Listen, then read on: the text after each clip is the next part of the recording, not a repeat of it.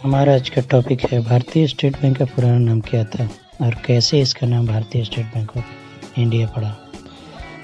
तो दोस्तों, भारतीय स्टेट बैंक का पुराना नाम the Imperial Bank of India था, जो कि अंग्रेजों द्वारा स्थापित की गई थी। इस बैंक को प्रेसिडेंसी बैंक भी कहा जाता था, क्योंकि ये 3 प्रेसिडेंसी बैंकों को मिलाकर बना था। इसमें पहला नाम था बैंक ऑफ बंगाल, जिसका स्थापना 2 जून 1806 को हुआ था। यह उस समय का अनुसूचित बैंक, अनोखा संस्था और ब्रिटेन शासित भारत का प्रथम संयुक्त पूंजी बैंक था। इसका मुख्यालय कलकत्ता था, जिसे बंगाल सरकार द्वारा प्रायोजित किया गया था। इस बैंक का मुख्य उद्देश्य टीपू सुल्तान और मराठों के खिलाफ जनरल वेस्ले के युद्ध को निधि देना था। यह भारत का पहला बैंक था और इसकी शाखाएं रंगून, पटना, मिर्जापुर और बनारस में खोली गई थी। इसका दूसरा नाम था बैंक ऑफ बॉम्बे। राज अवधि के 3 प्रेसिडेंसी बैंकों में से यह दूसरा था। यह 15 अप्रैल 1840 को स्थापित हुआ था। ब्रिटिश ईस्ट इंडिया कंपनी के चार्टर के अनुसार यह बैंक स्थापित किया गया था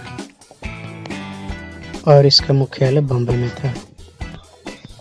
बैंक ऑफ बॉम्बे ने उन सभी सामान्य गतिविधियों को अंजाम दिया जो एक वाणिज्य बैंक के लिए अपेक्षित थी, और इसका कार्य था ब्रिटिश राज्य की सेवा करना।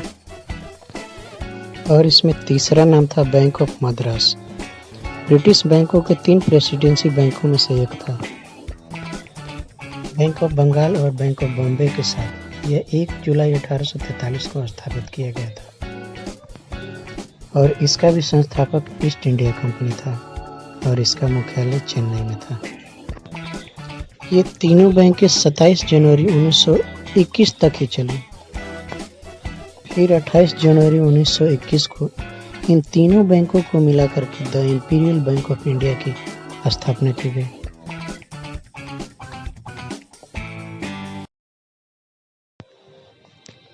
इसकी स्थापना जे.एम. केन्स ने की थी। यह उस समय भारतीय उपमहाद्वीप का सबसे पुराना एवं सबसे बड़ा कमर्शियल बैंक था, लेकिन यह एक तरह से अंग्रेजों का ही बैंक था, क्योंकि हमारा देश उस समय अंग्रेजों का गुलाम था और हमारे सभी चीज़ों का संचालन अंग्रेजों द्वारा ही किया जा रहा था। हमारा नाम तो था, पर हमारा अधिकार अपने ही संपदा पर नहीं था, जिसके लिए भारतीय वीर जवानों ने अपनी कुर्बानियां देकर अपने अधिकार एवं सम्मानों को हासिल किया, और अंततः हमें 15 अगस्त 1947 को पूर्ण आज़ादी हासिल हुई। अंग्रेजों से आज़ादी के बाद से ही भारत का एक नया सफ़र शुरू हुआ। मकसद था अपनी खोई हुई पहचान फिर से हासिल करना।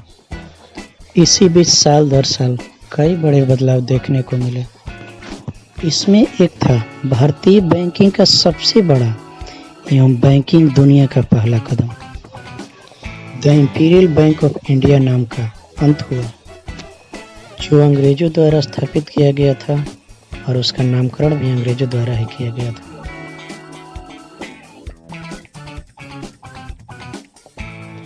और अंततः उदय हुआ भारतीय युग का भारतीय नाम, भारतीय स्टेट बैंक ऑफ इंडिया।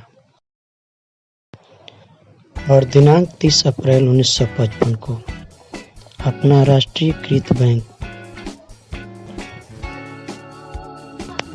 भारतीय स्टेट बैंक की स्थापना हुई और the Imperial Bank of India का अंत हुआ।